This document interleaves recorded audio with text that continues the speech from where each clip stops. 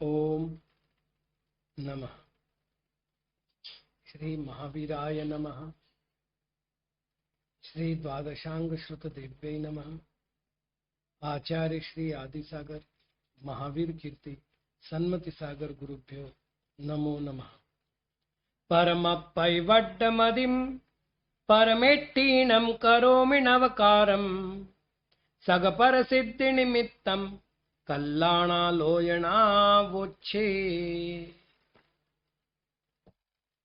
अरुहा सिद्धा इरिया उज्जाया साहु पंच परमेट्टी जे जे विराहिदा खलु मिच्छामि दुक्कड़म हुज्ज।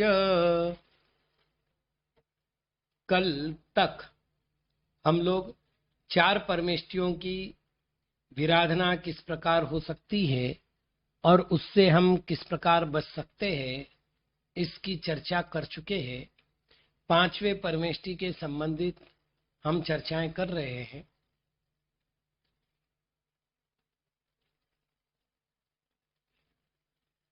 अनंत भवों के पुण्य का उदय होना, चारित्र मोहनीय कर्म के तीव्र क्षयक्षम का होना, सत्संगति का लाभ मिलना इत्यादि अनेक कार्यों से वैराग्य की उत्पत्ति होती है और उस वैराग्य के फल से साधु पद की प्राप्ति होती है। नीतिकारों ने बहुत स्पष्ट रूप से स्वीकार किया है, साधुनाम दर्शनम पुण्यम तीर्थभूता ही साधव कालेन फलति तीर्थम सद्य साधु समागम। तात्पर्य यह है कि साधु का दर्शन ही पुण्य है। साधु तीर्थ स्वरूप है। तीर्थ यात्रा का फल तो किसी और काल में मिलेगा, किंतु साधु के दर्शन का फल तत्काल प्राप्त होता है। सद्य साधु समागम। वर्तमान में जहां प्रत्येक मन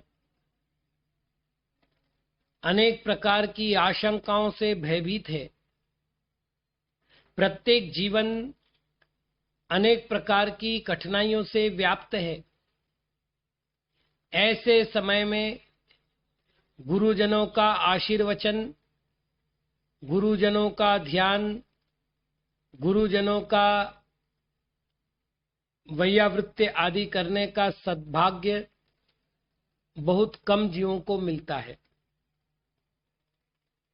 तो हम महापुण्यशाली है ऐसे मान करके हमें उनकी आराधना उपासना करनी चाहिए। ऐसा करने के स्थान पर वर्तमान में हम लोगों के मन में साधु पद को लेकर के अनेक प्रकार के संदेह बने रहते हैं। नियमानुसार प्रवचनों के विषय होने चाहिए श्रावकाचार,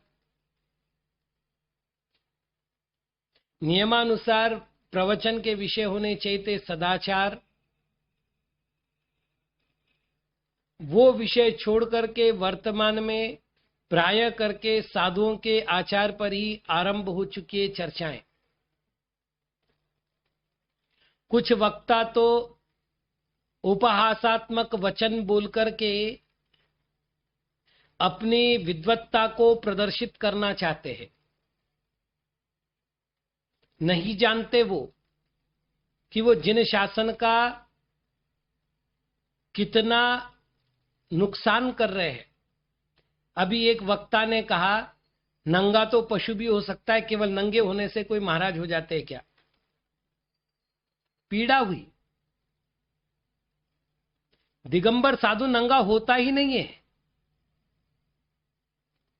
नंगा शब्द और दिगंबर शब्द में बहुत अंतर है। नंगा असभ्य होता है, अविवेकी होता है, पशु और पागल, इन दोनों के लिए व्याकरण शास्त्र पशु शब्द का प्रयोग करता है। अर्थात जो अज्ञानी है, अविवेकी है, उसे भी पशु कहा गया है, और तिर्यंच गति के जीवों को भी पशु कहा गया है। पशु नंगा होता है, साधु कभी भी नंगा नहीं होता। साधु दिगंबर होता है। नंगे में और दिगंबर में अंतर है।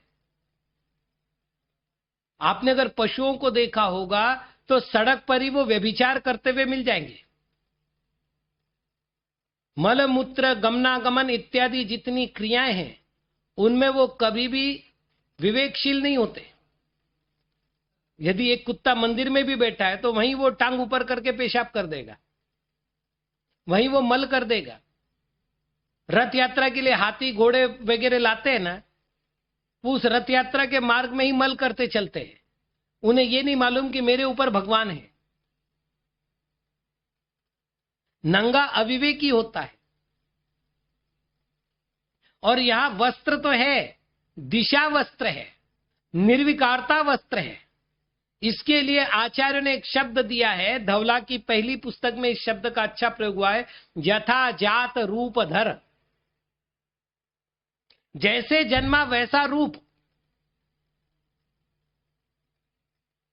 ध्यान रखना, कभी भी आप छोटे बच्चे को नंगा नहीं कहते, वो उसका अकृत्रिम रूप है, उसमें वासना नहीं होती।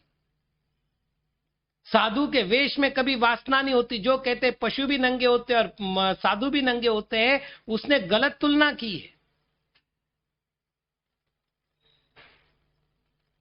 बिल्कुल गलत तुलना है। क्योंकि पशुओं का विषय भोग छूटा नहीं है, पशुओं की क्रिया में संयम नहीं है, पशुओं की क्रिया में मर्यादा नहीं है, और साधु की क्रिया कभी मर्यादा के बाहर नहीं जाती। इसलिए कभी मत बोलना ये बिल्कुल गलत शब्द है।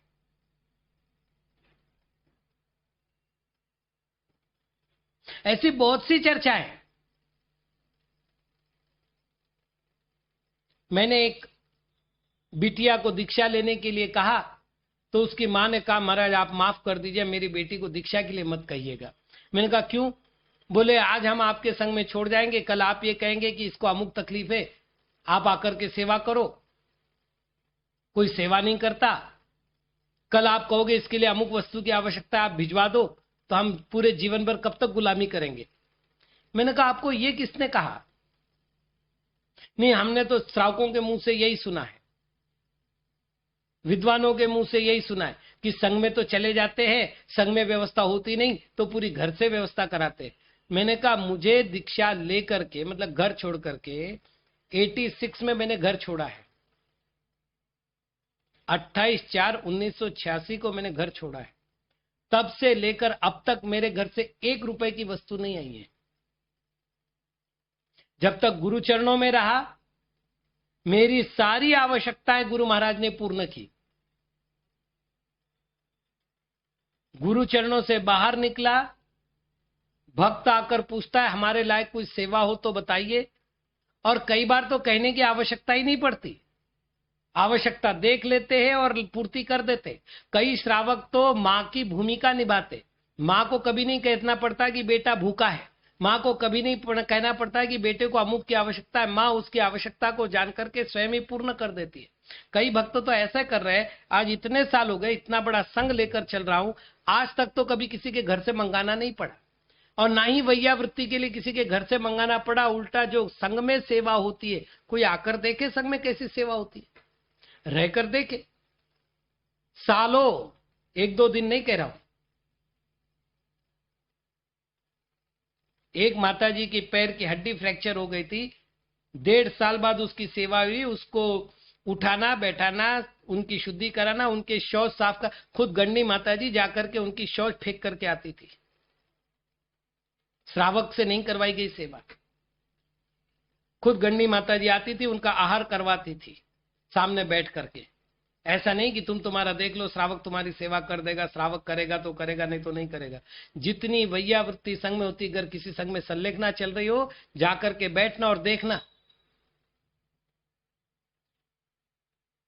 आपको लगेगा इतनी सेवा तो हमारे न तो डॉक्टर कर सकते हैं, न नर्स कर सकते हैं, न हमारे परिजन कर सकते हैं।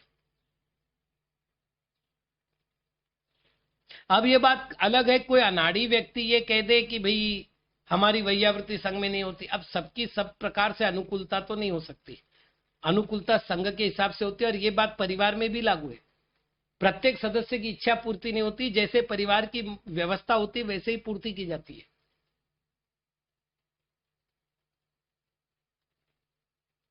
मैं संघ में जब पहुंचा हूं तो 16वें नंबर पर था।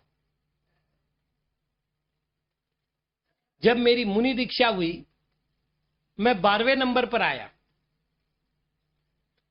जब चातुर्मास आरंभ हुआ मैं 10वें नंबर पर आया, और धीरे धीरे मैं बढ़ते हुए संघ में दूसरे नंबर पर पहुंचा। पहले नंबर पर गुरु महाराज और दूसरे नंबर पर मैं।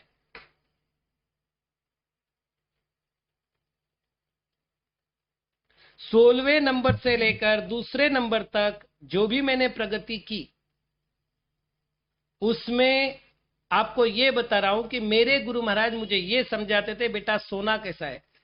छोटी सी उम्र थी, उत्साह अधिक था, अध्ययन था नहीं, और अनुभव तो शून्य ही थे, नई नई दीक्षा हुई थी। कैसे बोलना, कैसे बैठना, कैसे सोना, कैसे खाना, यहां तक बता रहा हूं किस वस्तु के बाद किस वस्तु को खाना।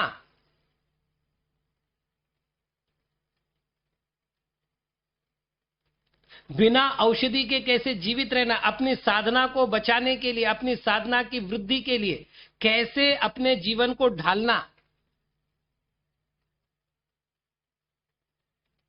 एक एक बात जो आप अपने बच्चे को नहीं समझाते, उससे अधिक बातें हमें अपने गुरु ने समझाई।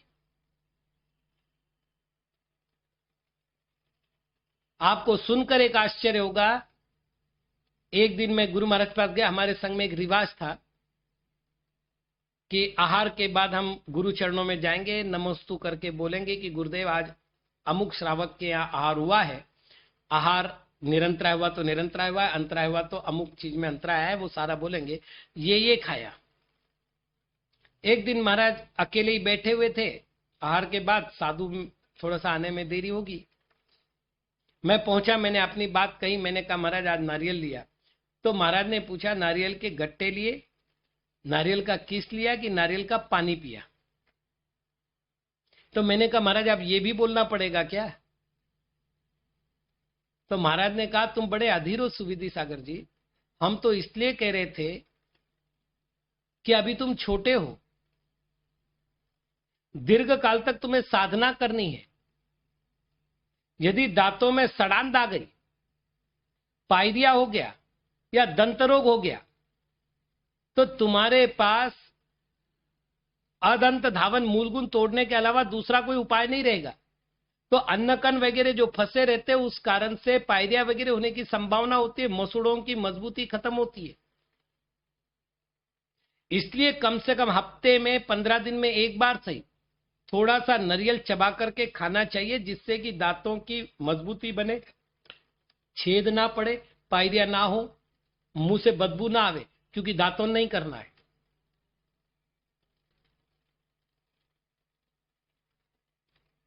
तो ये जो छोटी छोटी बातें गुरु चरणों में हम लोगों को मिलती है, शायद आपने अपने बच्चे को कभी नहीं बताया होगा कि बेटा श्वास कैसे लेना है, बेटा कौन से रंग के कपड़े पहनने हैं, बेटा किसके बाद क्या खाना है। तो 16वें नंबर से लेकर दूसरे नंबर तक मैं आया हूं। मैं संघ में रहते हुए बीमार भी पड़ा हूं, यहां तक कि मेरे गुरु महाराज ने गोद में मेरा सिर रख करके मेरी पूरी सेवा की है, रात रात जगे है। मैंने बीच में गुरु महाराज से कहा मैं तेल नहीं लगवाऊंगा। महाराज हंस दिए, कुछ बोला नहीं, मत लगवाओ।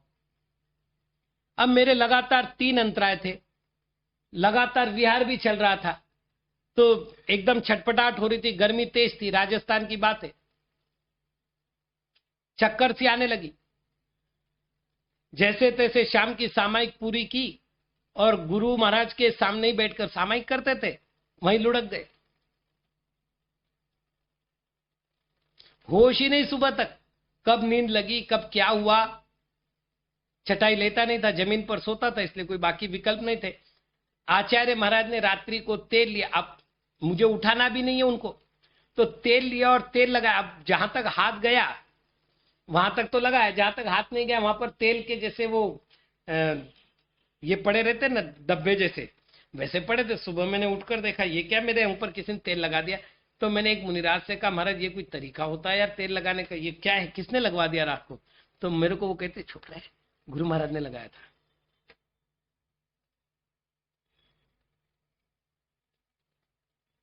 संघ में रहने तक नहीं कह रहा हूं मैं, संघ से बाहर निकलने बाद सुविधि सागर के पास चटाई है कि नहीं, सुविधि सागर के पास पिंछी है कि नहीं, सुविधि सागर की पढ़ाई की व्यवस्था है कि नहीं, इतना तक देखने का काम गुरुदेव ने किया है।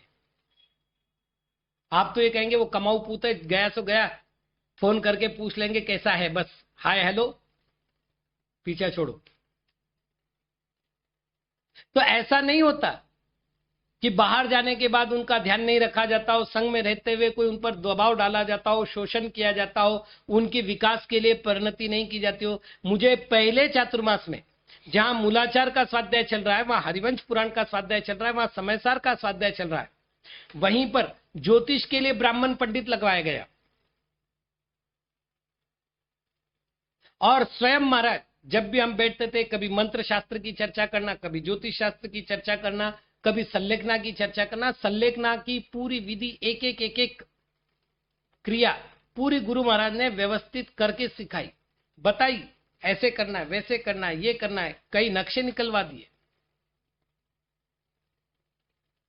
संघ में एक बार अगर सम्मिलित होता, अब देखिएगा घर में भी मैं अगर पिता की आज्ञा में रहूंगा तो पिता मेरी ओर देखेगा, मेरी केयर करेगा। और यदि मैं पिता का ही बाप बन जाऊंगा तो भैया तू बड़े बाप का, तेरी मर्जी है सो कर, वो भी अपना कब तक अपमान कराएंगे। वो स्थिति संघ में एक बार समझाया जाएगा, दो बार समझाया जाएगा, उनकी गलती को सुधारने का प्रयत्न किया जाएगा, और वो अगर उद्दंडता ही करता है तो ठीक है भाई, तेरी मर्जी फिर। लेकिन ऐसा नहीं होता कि तुम्हारे परिवार को कहेंगे, तुम्हारे परिवार से व्यवस्था लेंगे। अब ये बात अलग है कि परिवार वाले दर्शन को आए और उन्होंने संघ में कुछ दान धर्म किया हो, स्वयं रह करके कुछ दिन सेवा की हो, वो एक अलग बात है। वो तो कोई भी श्रावक कर रहा है तो वो कर रहे हैं, एक श्रावक की तरह कर रहे हैं। एक बार बार विद्वानों की ओर से कहा जा रहा है, वर्तमान में तो कुछ ब्रह्मचारी गण भी कह रहे हैं जिनके 28 मूल गुण नहीं पलते, उनको नमोस्तु मत करो। मेरे पास जब विद्वान लोग बैठे, मैंने उनसे पूछा पहले 28 मूलगुण के बारे में आप मेरे 2-3 प्रश्नों के जवाब देंगे क्या? क्या 28 मूलगुण परिपालन करना अनिवार्य है? बड़ा विचित्र प्रश्न हो गया ना। क्या एक दिन में 28 मूलगुणों से कम मूलगुणों का पालन होने पर वो मुनि नहीं बचेगा?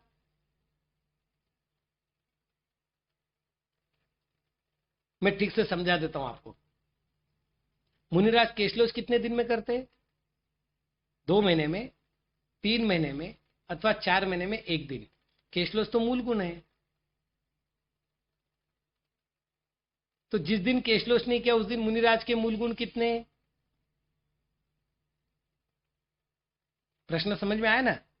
जिस दिन मुनिराज ने केशलोच नहीं किया, जैसे मैंने 2 महीने से केशलोच नहीं किया है, तो 2 महीने में मेरे मूल गुण कितने? तो मेरा नियम नहीं है केशलोच करने का, मेरा नियम है जिस दिन बाल निकालूंगा उस दिन केशलोच करूंगा। मेरा नियम नहीं है एक टाइम आहार करने का, मेरा नियम नहीं है कि हस्तपात्र में आहार करने का। मेरा नियम है जब भी आहार करूंगा, खड़े होकर हाथ के अंजुली में मैं एक टाइम आहार करूंगा। नहीं करूंगा तो उपवास करूंगा भरपूर। जिस दिन मैं केशलोच करता हूं आहार नहीं करता, जिस दिन आहार करता हूं केशलोच नहीं करता। तो आहार संबंधित मूलगुण केशलोच के दिन नहीं पल रहे, केशलोच के संबंधित मूलगुण आहार के दिन नहीं पल रहे। अब समितियों की बात कर लेते, ऑप्शनल ही है। यदि मैं चलूंगा तो हार्ड एंड फास्ट मेरे लिए नियम है यूरिया समिति से चलना है, मैं चलू ही नहीं तो। अब आप बोलो 28 मूलगुण पालन नहीं कर रहे क्योंकि आप यूरिया समिति से नहीं चल रहे, जरूरी नहीं है मेरे लिए मौन लेकर बैठ जाओ 6 महीने का, साल भर का, जीवन भर का। अब बोलिए भाषा समिति कैसे होगी? बोलूंगा तो भाषा समिति होगी ना। ऐसे ही जब कोई वस्तु लूंगा नहीं, कोई वस्तु छोड़ूंगा नहीं, आदान निक्षेपण समिति नहीं रही। जब मैं आहार करूंगा नहीं तो ऐष्णा समिति नहीं रही। तो जब क्रिया करते हैं तो वो मूलगुण प्रवृत्ति में आते हैं, और क्रिया नहीं करते तो गुण गुण रूप में रहते हैं। तो भाई आप 28 मूलगुण बोले, 28 मूलगुण की परीक्षा करो, उसके बाद जाकर के आप मुनि को नमोस्तु करो, वरना वो मुनि कुमुनि है। मैंने कहा परीक्षा करो, मैंने पिछला केशलोच किया था कि नहीं 2 महीने पहले, कि उस तरह से बाल निकाल के आया था, तब आके नमोस्तु करना। आप भैया कहां से लाइए सारे तर्क? ये तो 28 की संख्या की बात। अब मैं कह रहा हूं मुनि के भी 28 मूल गुण है, संघ में तपस्वी के भी 28 मूल गुण है, शैक्ष की भी 28 मूल गुण है, ग्लान के भी 28 मूल गुण है, मनोज्ञ साधु के भी 28 मूल गुण है। संघ में जो 10 प्रकार के साधु होते हैं उसमें से आचार्य और उपाध्याय को छोड़ दो तो बाकी 8 प्रकार के साधुओं के 28 मूल गुण है। लेकिन जो विशुद्धि, जो स्थिरता तपस्वी साधु की होगी, क्या वो स्थिरता ग्लान साधु की होगी? ग्लान का अर्थ रुग्ण साधु, उतनी स्थिरता होगी? क्या उतनी स्थिरता शैक्ष साधु की होगी? शैक्ष यानी सीखने वाला साधु। क्या उतनी विशुद्धता मनोज्ञ साधु की होगी? मनोज्ञ साधु यानी जिनको लोग अच्छा मानते हैं।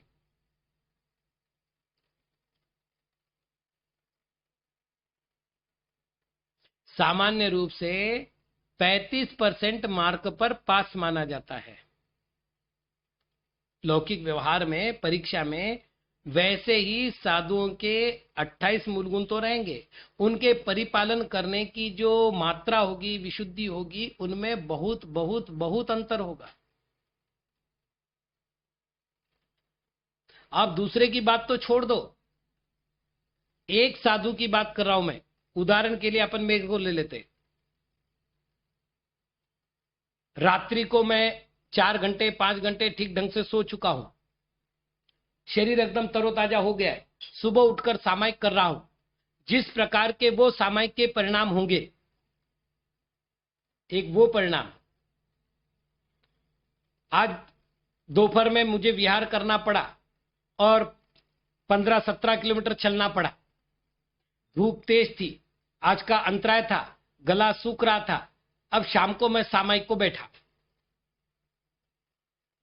सच सच बताइएगा, दोनों सामायिक के परिणाम एक जैसे होंगे? अंतर नहीं आएगा। जब शरीर में कष्ट हो रहा हो, भले ही मैं शरीर से अपने उपयोग को हटाने का प्रयत्न करूंगा, लेकिन आप भी अच्छी तरह जानते हैं कि कितना ही उपयोग हटाने का प्रयत्न करो, साधक का लक्ष्य अपने साधनों के प्रति जाता है। यदि ऐसा नहीं होता तो साधु को इष्ट वियोग, अनिष्ट संयोग और पीड़ा चिंतन नाम के 3 अर्थ ध्यान नहीं कहे होते। एक स्वस्थ साधु जिस विशुद्धता के साथ 28 मूलगुण का पालन कर रहा है, क्या एक ग्लान साधु उन 28 मूलगुणों का उतनी ही विशुद्धता के साथ पालन कर रहा है? करना चाहिए। मतलब अगर आप अपने बेटे कहते तो ये कहते बेटा 100 में से 100 मार्क आने चाहिए। आज मुझे जानकारी दी कोई एक बिटिया जैन समाज की जिसने 600 में से 600 अंक लिए हैं। मैं चाहूंगा कि मेरा हर बेटा 600 में से 600 अंक लेवे, कम क्यों लेवे? लेकिन यदि क्या वो 80% आ गया, 90% आ गया, 35% आ गया, 40% आ गया, तो उसको फेल कहा जाएगा? तो विशुद्धि में अंतर है। आप ये क्या प्रचार कर रहे हैं? उनका चरित्र उनके जैसा नहीं है, वो तो भगवान है, तो ये क्या शैतान है क्या? मेरी श्रद्धा एक को भगवान मानती है, कोई दिक्कत नहीं है। श्रद्धा का विषय अलग है और तुलना का विषय अलग है। मैं वापिस कह रहा हूं, श्रद्धा एक के प्रति होती है लेकिन तुलना नहीं होती। हम जो काम कर रहे हैं वो गलत कर रहे हैं, वर्तमान में हम तुलना कर रहे हैं।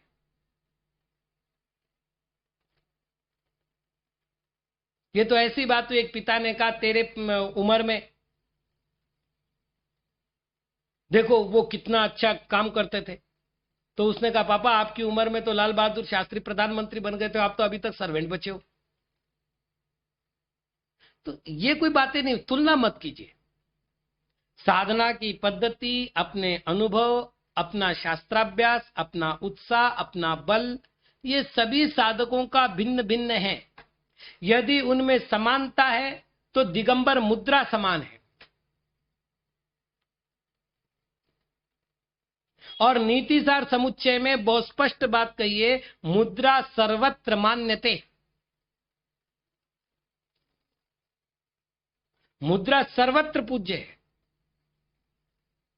तो आप जिसकी विनय कर रहे हैं, कल मेरे पास एक प्रश्न आया है। अब इस प्रश्न करने वाले को भी अक्ल नहीं कि मैं प्रश्न कर रहा हूं उसका अर्थ क्या है, लेकिन चूंकि साधु पर प्रश्न है तो मजा आता है निंदा करने में। उसने कहा जो साधु छठे गुणस्थान से पतित हो गया उसको हम नमस्कार करें कि नहीं करें। मैंने उसे कहा मुनि पद ये कौन से अनुयोग का विषय है?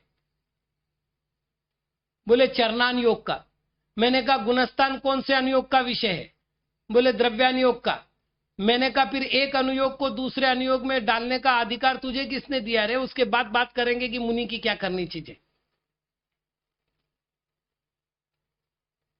द्रव्यलिंग छठा है और भावलिंग पहला है, अभव्य मुनिराज। और केवलियों के काल में हुए हैं अभव्य मुनिराज। उनको भी समाज ने मुनि मान करके उनका आदर किया, उनका सम्मान किया, उनकी विनय किए। क्यों किए? मुद्रा सर्वत्र मान्यते।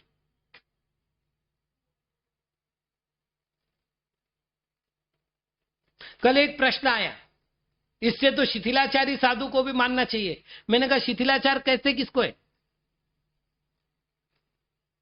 शिथिल किसे कहते हैं? कमजोर को।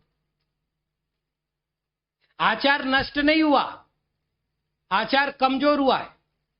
जिसको प्रवचन सार में अपवाद मार्ग कहा है उसे कहा है शिथिलाचार। तो भैया मैं तो ऑलरेडी शिथिलाचारी हूं, क्योंकि मुनि को पिंची कमंडल नहीं रखना चाहिए। मुनि का वास्तविक जो रूप है वो जिनकल्पी मुनिराज में है। मुझे पिंची कमंडल नहीं रखना चाहिए, मैं रख रहा हूं क्योंकि मेरा आचरण शिथिल है। उसके बिना मैं जीवों की विराधना को नहीं बचा पा रहा हूं। यदि मेरे स्थान पर भगवान बाहुबली के पास कोई पिंची नहीं है और जिनकल्पी मुनिराज विहार भी करते हैं, चातुर्मास नहीं करते। मैं सवीर कल्पी हूं भाई, मेरे को तो चातुर्मास भी करना है। आपको आश्चर्य बताऊं, ये जो मुनिराज होते परिहार विशुद्धि संयम वाले, प्रतिदिन 2 कोस प्रमाण गमन करते। प्रतिदिन 1 कोस बराबर 3 किलोमीटर, 2 कोस बराबर 6 किलोमीटर प्रतिदिन गमन करना उनको। मैं नहीं करता। तो भैया शिथिलाचार अनाचार दोनों की अपनी व्यवस्था है। उसकी व्यवस्था के लिए प्रायश्चित शास्त्र, उसकी व्यवस्था के लिए संघ व्यवस्था, उसकी व्यवस्था के लिए आचार्य। बोले हमारा श्रावक का अधिकार क्या है? मैंने पूछा एक बात बताओ, चोर तुमको चोरी करते हो पकड़ा गया, तुम क्या करते हो? बोले पुलिस में देते हो। मैंने कहा पुलिस क्या करता है? बोले कोर्ट में करता है। मैंने कहा तुम क्यों नहीं सजा दे देते? बोले हमारा अधिकार नहीं है, वो तो कोर्ट का अधिकार है। मैंने कहा भैया जब तुम्हारे छोटे छोटे अपराधी को तुम कोर्ट तक ले जाते हो तो दिगंबर साधु को सजा देने की बात तुम कहां से कर रहे हो? अभी जो शिथिलाचार के नाम पर बड़े बड़े सभाएं बैठ रही है और बड़े बड़े निर्णय हो रहे हैं, बैठ के बात तो करें। जिन लोगों के अष्टमूल गुण के नियम नहीं है, जिन लोगों के ये नियम नहीं है कि उनको शतावश्यक क्रिया पालनी है, वो मुनिराज के 28 मूल गुणों की चर्चा कर रहे हैं। और 28 मूल गुण का स्वरूप मालूम होता, आचार्य परमेष्ठी के चरणों में बैठकर कुछ निर्णय करते तो समझ में आता। किसी आचार्य के पास नहीं बैठना, सभा सभा बैठ गई, जिनको मुनि को नहीं मानना है वो लोग उस सभा में बैठे हुए और वो कह रहे शिथिलाचार का हम विरोध कर रहे हैं। मैंने कहा एक काम करो, आप जाके एक मुनिराज को आहार दो, उनके पास रहो 2 दिन, उसके बाद अपन शिथिलाचार की चर्चा करें। बोले हम तो नमोस्तु ना करें। मैंने कहा भैया फिर तुम कौन होते हो ये बात करने वाले? तो हमारे मन में जो श्रद्धा भाव होना चाहिए हमारे गुरुजनों के प्रति, वो छीना जा रहा है इन तर्कों के कारण। मैं आपसे एक छोटी सी बात करूं। आपके पिता शराब पीते हैं, जुआ खेलते हैं। आपको जब पिता का नाम लिखने का नंबर आएगा किसी रजिस्टर में, तो पड़ोसी का नाम लिखोगे क्या?